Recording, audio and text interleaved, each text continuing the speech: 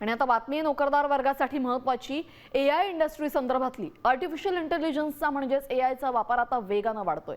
मात्र याच क्षेत्रामध्ये 66% कर्मचाऱ्यांना नोकरी जाण्याची भीती आहे। एका सर्वेक्षणामध्ये ही माहिती समोर आली आहे। पुढील 3 ते 6 महिन्यांमध्ये नोकऱ्या जातील अशी भीती त्यांना वाटते। त्यामुळे एआय तज्ञांमध्येच आता असुरक्षितता निर्माण झाली आहे।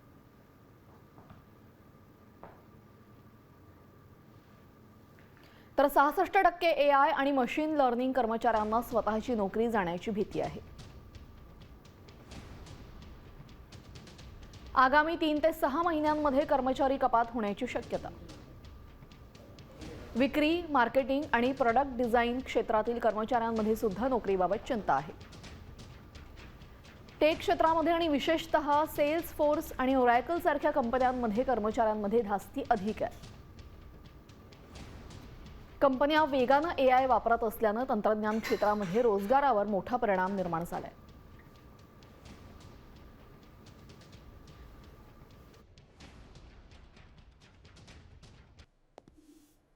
साम टीव्ही मी नेहमी पाहतो, त्यावर दाखवलेल्या बातम्या रिलेट करतात।